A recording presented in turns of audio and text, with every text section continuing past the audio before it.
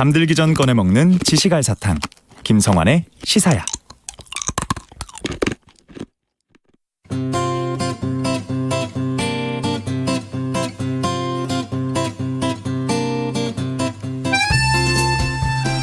최근 잇따라 열린 G7 정상회의 그리고 북대서양 조약기구 나토 정상회의에서 미국과 유럽의 서방 국가들이 중국, 러시아에 맞서겠다는 의지를 내비치면서 글로벌 신냉전이 더욱 격화할 것이다, 이런 전망이 나오고 있습니다. 중국과 러시아는 신흥 국가들과 손을 잡고 맞대응에 나서고 있는 상황인데요. 지금 이런 문제 어떻게 봐야 하는지 세계의 면에서 자세히 살펴보겠습니다. 외신캐스터 전주현 씨 나와 계십니다. 안녕하세요. 네, 안녕하세요. 네. 지난달 28일 끝난 주 7개국 정상회의, G7 정상회의에서 러시아 제재와 중국 견제, 이 문제가 주로 의제로 거론이 됐어요. 그렇습니다. 서방 국가들의 최대 관심사가 지금 이 양국에 다 맞춰져 있는 모양새인데요. 그래서 개최 전부터 굉장히 큰 관심을 끌었어요. 왜냐하면 지금 우크라이나 전쟁이 5달째 계속되고 있거든요. 네. 그래서 전 세계적으로 인플레이션도 발생하고 이제 전쟁 피로감을 호소하는 국가들도 좀 나오고 있고, 그래서 이번 회의에서 과연 이 G7 국가들이 단일 대우를 여전히 유지할 수 있을까, 이걸 굉장히 궁금해했는데 결국 정상들이 성명을 통해서 러시아의 우크라이나 침공을 규탄했고요. 러시아가 우크라이나를 침공한 현재 상황을 국제사회가 직면한 결정적 시기다라고 규정을 하면서 연대를 재확인하는 데는 성공했습니다. 그래서 러시아에 대한 추가 제재 조치가 나왔어요. 먼저 금 수입 금지 조치가 발표됐는데 네. 러시아가 세계 2위의 금 생산국입니다. 전 세계 금 채굴량의 10%를 담당해서요. 2020년에만 우리 돈으로 24조 4천억 원 상당의 금을 수출했습니다. 이게 전 세계 금 수출의 한 5% 정도를 차지하고요. 그리고 에너지에 이어서 러시아의 2위 수출 품목이었습니다. 근데 이걸 이제 대부분 G7 국가들이 많이 수입을 해갔거든요. 네. 그러니까 이걸 좀 막아보겠다는 건데, 지금 러시아가 이제 러시아 제재를 받고 있으니까 해외 자산이 많이 동결됐잖아요. 그렇죠. 그래서 지금 네. 금이 러시아의 더 중요한 자산이 된 그런 상황이었습니다. 그래서 이걸 막고요. 네, 원유는 네. 막았으니까. 예, 달러 결제를 못하는 상황이 그렇습니다. 되니까 금을 가지고 결제를 네. 할 수도 있는 네, 상황이잖아요. 그렇습니다. 그거를 이제 막았고요. 러시아산 원유에 대해서도 가격 상한제를 도입하겠다라는 얘기를 내놨는데, 그러니까 러시아산 석유를 수입할 때 일정 가격 이상으로는 돈을 지급하지 않겠다, 그런 얘기입니다. 그동안 서방국들이 제재를 해서 러시아산 원유 공급이 줄었어요. 그래서 국제 유가가 크게 올랐는데 이런 상황이 지금 오히려 러시아에는 더 득이 되고 있다라는 분석이 나오면서 그럼 이것도 막아보자라는 제재 조치가 나온 겁니다. 그래서 앞으로 G7 회원국들이 제3국 또 민간과 협의해서 가격 상한제를 도입하기 위해서 필요한 모든 조치를 검토할 계획인데요. 예를 들면 원유 수송과 관련된 보험이 대상이 될 수 있어요. 그러니까 가격 상한제를 지킬 경우에만 보장을 해준다, 이런 방안이 포함될 예정이고, G7이 러시아 에너지에 대한 의존도 단계적으로 끝내겠다라는 방침을 다시 한번 확인했습니다. 우크라이나 대해서는 계속 네. 지원을 하겠다, 이런 뜻을 밝혔죠. 그렇습니다. 네. 필요할 때까지 재정적, 인도주의적, 군사적, 외교적 지원을 약속했습니다. 전쟁이 끝난 이후에도 안전을 보장해 주기로 했고요. 지금 우크라이나가 재정적으로 굉장히 심각할 수밖에 없잖아요. 그래서 정부 운영에 필요한 돈 중에서 일부를, 그러니까 한 38조 원 정도를 지원하기로 합의를 했습니다. 그리고 지금 세계 식량 가격 문제도 논의가 됐어요. 네. 지금 G7 정상들이 좀 과도하게 식량 비축을 자제할 것을 세계 각국 정부에 촉구를 했고요. 그리고 이제 러시아의 우크라이나 곡물 수출을 막는 그 흑해 봉쇄 해제를 요구했습니다. 그리고 곡물을 훔치지 말아라, 이런 경고도 내놨고요. 그리고 이제 세계적으로 식량 때문에 지금 불안정한 국가들이 늘고 있으니까 네. 50억 달러의 기금을 지원하겠다 약속을 했고, 이 중에 절반 이상을 미국이 내기로 했습니다. 그래서 식량이 부족한 47개국 그리고 지역의 기구를 돕겠다라는 얘기를 내놨습니다. 중국의 1대1로에 맞대응하기 네. 위한 방안도 발표했죠. 그렇습니다. 우리 돈으로 한 777조 원 정도를 투입하는 글로벌 인프라 투자 파트너십 방안이 발표됐어요. 그러니까 네. 중국이 계속 차이나 머니를 앞세워서 그동안 개발 도상 국가들을 공략을 해왔잖아요. 네. 그래서 중국에 맞서서 지금 G7 국가들도 이제 개발 도상국들의 인프라 구축을 공동 지원하겠다는 그런 얘기입니다. 특히 1대1로의 핵심 거점으로 꼽히는 국가가 앙골라랑 인도네시아가 그중에 하나로 꼽히고 있는데, 초기 투자 대상 국가로 이 나라를 선정을 했어요. 그러니까 중국의 경제 패권이 확대되는 걸 차단해보겠다라는 뜻을 정말 적극적으로 나타낸 겁니다. 근데 문제는 중국이 들인 돈에 비해서 굉장히 규모가 작다 이런 얘기가 있는데요. 중국이 1대1로를 통해서 직접 투자하거나 프로젝트 계약을 맺은 누적 사업 규모가 2020년까지 우리 돈으로 6,670조 원을 넘어설 것으로 추산이 됐는데 지금 777조 원 정도를 일단 마련한 거니까요. 이게 되겠는가, 경쟁이 되겠는가, 약간 이런 얘기도 나오고 있습니다. 대책은 많은데 네. 그게 얼마나 실효적으로 작동하는가 여기에 대해서는 계속 의문이 그렇습니다. 좀 드는 상황인데요. 그리고 약속도 지킬 것이냐, 개발도상국가들은 그렇죠. 또 그걸 걱정하지 않을 수 없고요. 러시아하고 중국도 맞대응에 나섰죠. 그렇습니다. G7 정상회의 개막일에 맞춰서 러시아군이 우크라이나 수도 키이우를 다시 공격했어요. 지난달 5일 이후에 멈췄었는데 지난달 26일에 또 미사일을 보냈습니다. 새로운 테러 제재가 논의된다라고 하니까 G7 정상회의 개막일에 맞춰서 무력 시위를 한 게 아니냐 이런 분석이 나오고 있고요. 정상회의가 열리기 직전에 베이징에서는 중국과 러시아 양국이 주도하는 브릭스 확대 정상회의 성격의 글로벌 발전 고위급 대담회라는 게 열렸는데요. 이게 미국하고 서방의 견제와 포위 전략에 맞서는 회의였어요. 그러니까 그동안 브릭스가 한 5개국 회원국으로 구성이 돼 있는데 네네. 여기에 아시아 태평양, 중남미, 중동, 아프리카의 개발도상국 13개국을 더 포함을 시킨 겁니다. 그래서 이 나라들을 이제 브릭스로 좀 더 동참을 시켜보겠다라는 얘기고요. 그러니까 이제 결국 민주주의 가치 공유를 앞세운 미국의 가치 동맹에 맞서서 중국과 러시아는 개발도상국 연대 세력을 과시했다 이런 평가가 나왔습니다. 그리고 러시아가 이제 친러시아 국가인 벨라루스에 그러면 우리도 핵탄두를 탑재할 수 있는 미사일을 지원하겠다 뭐 이런 얘기도 내놨고요. 네. 그리고 푸틴 대통령이 우크라이나 침공 이후에 처음으로 해외 순방이 또 나섰습니다. 그래서 구소련 국가들을 방문해서 결속을 다지기도 했고 이란과도 협력을 강화했고요. 탈레반과도 관계를 다지겠다라면서 지금 건재함을 과시하고 있습니다. 그래서 지금 신냉전 구도가 이렇게 정말 갈수록 심화되는 게 아니냐 이런 얘기가 계속 나오고 있습니다.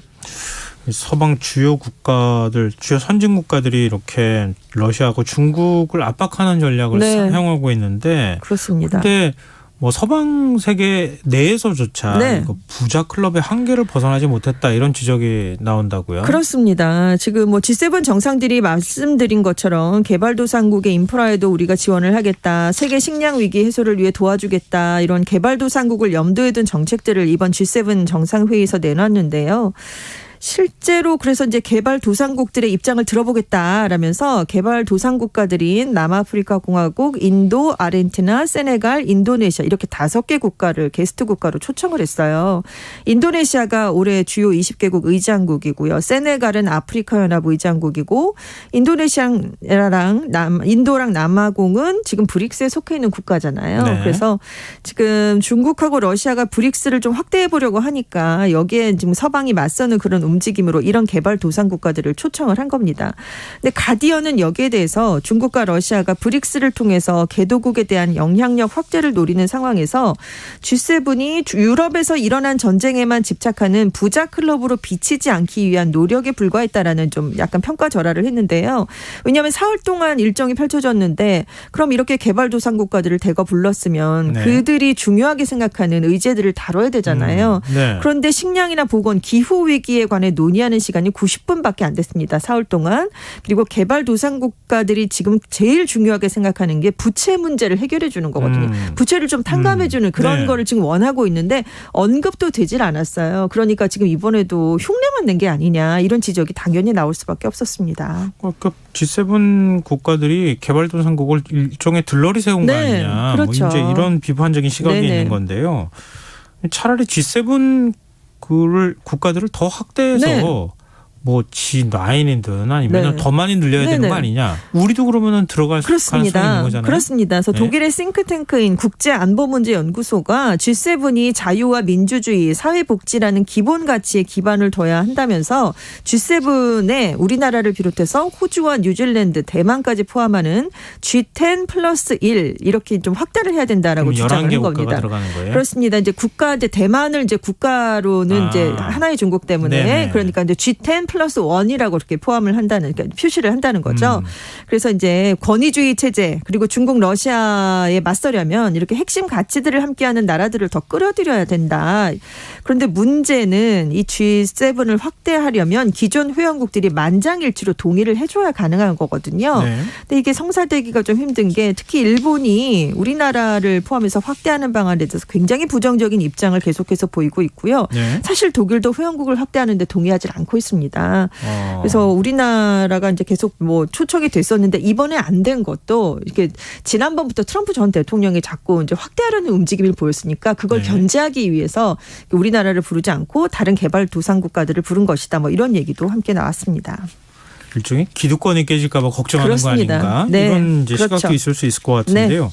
근데 G7 정상회담 끝나자마자 뭐 윤석열 대통령도 참석한 나토 정상회담이 열렸잖아요. 네, 그렇죠. 근데 여기서도 러시아, 중국이 주요 네. 화두였어요. 그러니까 계속 이어졌다라는 네. 그런 얘기인데요. 그러니까 이제 나토가 12년 만에 새로운 전략 개념을 채택을 했는데 러시아는 가장 중대하고 직접적인 위협. 네. 워낙 파트너 국가였잖아요. 근데 네. 중국은 또 체제에 대한 도전 이렇게 규정을 하면서 이 양국의 위협에 우리가 적극적으로 공동 대응하겠다 이런 얘기를 내놨습니다. 그래서 중국이 1949년에 나토가 창설된 이후에 정말 처음으로 언급이 됐잖아요. 그래서 지금 중국을 도전으로 보고 경쟁 상대로 나토가 삼겠다는 건 이제 중국에 대항하기 위해서 아시아 태평양 국가들과 함께하겠다는 분명한 메시지를 던진 것으로 지금 받아들여지고 있습니다. 그러니까 사실은 뭐 북대서양 조약기구니까 그쪽에서 좀 많이 머무는 사안들에 대해서 다뤘었는데 네. 이제는 인도 태평양 지역에서 일어나는 일들이 유럽과 대서양 안보에도 직접적인 영향을 미칠 수 있다 이렇게 판단을 했다는 거죠. 그래서 이제 나토가 이번 정상회의에 인도 태평양 지역의 주요 국가들인 우리나라와 일본, 호주, 뉴질랜드 정상을 초대했습니다. 특히 뉴질랜드가 좀 눈길을 끌었는데 네. 최대 무역 파트너가 중국이에요. 네네. 그런데 이 뉴질랜드 아던 총리가 중국이 국제 질서에 도전하고 있다라면서 반중 입장으로 바뀐 그런 성명을 내놨습니다. 그런데 중국이 최근에 남태평양 지역에 군사적으로 진출을 하고 있거든요. 그래서 4월에 호주랑 뉴질랜드 근처에 있는 솔로몬 제도랑 안보 협정을 체결했습니다. 네. 그래서 여기에서 군사 작전을 실시할 수 있는 명분을 확보했거든요. 그래서 지금 호주랑 뉴질랜드는 굉장히 긴장감이 크게 높아져서 이번에 이렇게 나토에 동조를 하게 됐다. 그런 분석이 나왔습니다. 근데 뭐 지금 인도 태평양 전략 그동안에 우린 적극적으로 참여하지는 않았잖아요. 네네. 근데 그렇게 했을 경우에 중국을 자극하게 되고 네네. 한반도 정세에도 영향을 미칠 네네. 것이기 때문에 그렇게 네. 했는데 네. 말씀하신 것처럼 나토의 영역을 넓혀서 네. 인도 태평양 전략에 우리나라도 이제 더 성큼 네. 들어가 버렸다. 네네. 이제 이런 얘기인데 이것도 뭐 우려된다고 하는 얘기도 네네. 좀 있는 상황이기도 하고요.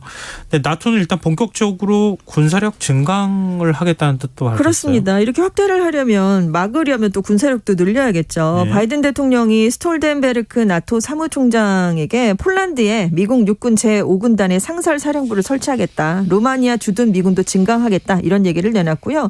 영국도 지금 영국의 F-35 스텔스 전투기 비행대대 2대를 추가하겠다. 뭐 이런 얘기들을 내놨습니다. 영국도 러시아랑 국경을 맞댄 에스토니아에 병력을 1,000명 정도 더 투입하고 동유럽 경계 강화를 위해서 항공모함을 보내겠다 이런 발표를 했거든요. 네. 그러니까 러시아가 경제 제재에 나선 유럽 국가들을 압박하니까 그러면 이렇게 군사적인 힘으로 우리가 대응을 하겠다라는 뜻을 분명하게 나타낸 거고요. 스톨텐베르크 사무총장도 이에 앞서서 나토의 신속 대응군 규모를 현재 4만 명인데 이걸 30만 명으로 앞으로 늘리겠다 이런 얘기를 했거든요. 그래서 지금 유럽에 주둔하던 미군이 냉전 시기에 30-40만 명에 달하다가 지금 1989년 말부터 크게 줄었어요. 그래서 현재 병력이 10만 명으로 러시아의 침공 이후에 2만 명 늘었는데 네. 앞으로 더 많이 늘어날 것 같습니다. 방위비 분담금도 훨씬 늘어나겠죠. 그 나토 회원국들. 그렇게 되겠네요. 미국이 그렇습니다. 또 그렇게 분담금을 그렇습니다. 더 늘려달라고 요청할 네네. 가능성이 굉장히 그렇습니다. 높을 것 같고요. 근데 그동안에 이제 튀르키예, 네. 우리 이제 터키에서 이름을 이제 네. 국명을 바꿨으니까요. 튀르키예 같은 경우에는 양쪽에 뭐 네. 유럽과 아시아에 걸쳐 있는 국가기도 하지만 그렇습니다. 러시아하고도 관계가 그렇게 어휴, 나쁘진 않았고요. 네. 그렇게 군사적인 했는데 지원도 많이 받았었습니다. 이번에 나토 문제 튀르키예가 적극적으로 참여를 했어요. 그렇습니다. 지금 그 워낙 스웨덴하고 핀란드의 나토를 이제 이 두 국가가 나토에 합류하려면 여기도 회원국들의 만장일치가 있어야 그렇죠. 되는데 네. 다른 29개 국가들은 찬성을 해줬거든요. 근데 이 튀르키예만 안 된다라고 굉장히 막았었는데 이번 정상회담이 이루어지기 직전에 지금 찬성하겠다라는 찬성 입장으로 갑자기 돌아섰어요. 그래서 지금 핀란드 이 두 나라의 나토 가입과 관련해서 진짜 승자가 튀르키예 에르도안 대통령이다 이런 평가가 나오게 됐습니다. 네. 그래서 왜냐하면 에르도안 대통령의 입장을 바꾸기까지 그러면 이제 회유 작업이 많이 들어갔거든요. 그렇겠죠. 그래서 나토 가입 거래로 에르도안 대통령이 원하던 모든 것을 얻어낸 셈입니다. 그래서 국익과 자신의 이익을 극대화하면서 진정한 승리자로 거듭났다라고 CNBC가 보도를 했는데 어떤 거를 지금 워낙 얻어냈냐면 네. 튀르키예 내에 무장 독립 세력이 있죠. 쿠르드족과 네. 관련해서 에르도안 대통령이 그동안 계속 주장해 오던 것들을 받아냈습니다. 스웨덴과 핀란드가 그럼 그것을 수용하겠다라는 양해각서를 체결을 해줬는데 이 튀르키예는 쿠르드 노동자당 PKK를 테러 조직으로 간주를 하고 있어요. 네. 그래서 지금 이 쿠르드족이 계속해서 이제 독립을 주장하면서 그 튀르키예 정부랑 대립을 1980년대부터 계속해하고 있는데 사실 스웨덴과 핀란드는 이 쿠르드 노동자당이 IS에 대항을 했었다라는 이유를 들어서 이 단체를 많이 지원해 왔었거든요. 근데 이 단체랑 관계를 끊어라라고 튀르키예가 계속 요구를 했지만 받아들여지지 않았는데 네. 지금 나토 가입 조건으로 그럼 중단하겠다라는 양해각서에 서명이 됐습니다. 그리고 그동안 미국하고 그 전투기 F-16 전투기를 들여오는 데 있어서 이 무기 협상이 교착 상태에 빠져 있었거든요. 네. 근데 미국도 지금 나토를 확대를 해야 되는 입장인데 이 튀르키예의 양보를 얻어내야 되기 때문에 지금 이 무기 협상에 있어서도 굉장히 지금 유리한 그런 입장에 서게 됐어요. 아마도 양보를 받은 것 같다라는 지금 얘기가 나오고 있거든요. 근데 지금 튀르키예는 내년 6월에 대선이 있습니다. 근데 지금 경제가 굉장히 안 좋거든요. 네. 그래서 에르도안 대통령이 정말 불리한 상황인데 에르도안 대통령이 다시 재선을 할 수 있는 그런 발판을 이번 협상으로 마련했다 이런 얘기가 나왔습니다. 네.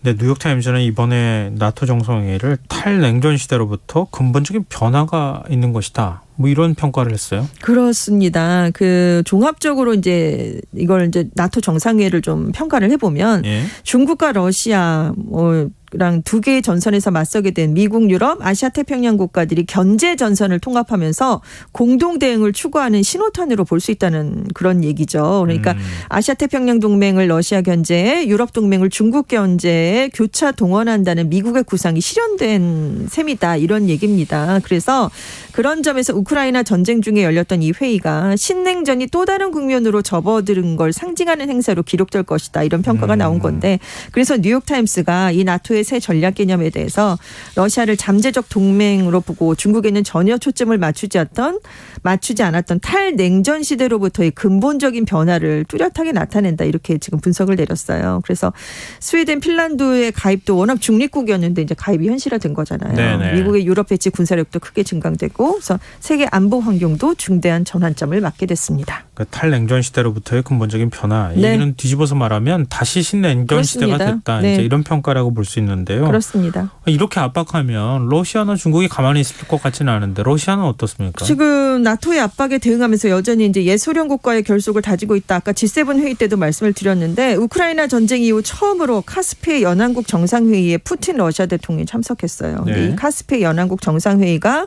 러시아, 카자흐스탄, 아제르바이잔, 투르크메니스탄 그리고 이란으로 구성이 되어 있습니다. 그러니까 우방국과의 결속을 좀 다져보겠다는 얘기고요. 네. 중국은 지금 전방위적 외교를 통해서 동조 세력을 확대하는 그런 대응에 나서고 있는데요.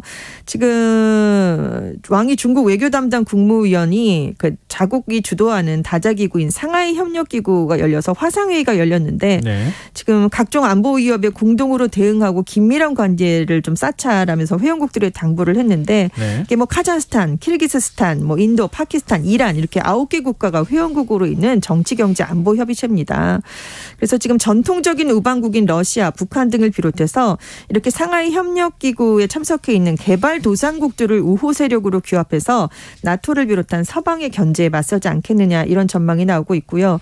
지금 왕이 외교부장이 어디에 가 있냐면 미얀마를 먼저 갔고요. 태국, 필리핀, 인도네시아, 말레이시아 이렇게 동남아시아 5개국을 이번 주에 차례로 방문을 하게 됩니다. 네. 그러니까 이제 미국을 포위한 강화에 맞서서 아세안 국가들과도 협력을 강화하겠다 이런 행보로 보이는데 이 중에서 미얀마를 제외한 4개국은 미국 주도로 출범한 대중국 경제 성격의 경제 협의체죠. 인도태평양 경제 프레임워크에 참여한 나라들이니까 그 느슨한 고리를 한번 공략을 해보겠다 이런 것로도 지금 받아들여지고 있고 유엔 안보리에서 개도국을 더 많이 참여시켜야 된다 뭐 이런 얘기도 내놓고 있는데 이것도 비슷한 맥락으로 지금 해석이 되고 있습니다. 참 희한한 게 인도는 양다리 걸치고 있는 것 같은데 그러니까요. 보니까. 그래도 미국이 눈치를 보고 있고요. 그러게 말입니다. 네. 근데 참 이렇게 서로 예전처럼 네. 뭐 미국과 소련이 대립하던 시절처럼 서로 간에 따로따로 우리 그냥 네. 잘 살자 이러면 모르겠는데 지금 식량 자원 네. 뭐 모든 에너지 분야까지 다 얽혀 있는 상황이잖아요. 그렇습니다. 이거 과연 가능할까 좀 걱정이 그러니까요. 돼요. 그래서 스페인 일간지 엘파이스는 브릭스나 G7 다 양극화 세력이다 이렇게 평가를 하면서 이 양측이 다 중립국을 자신들의 편에 끌어들이려고 경쟁을 벌이고 있으니까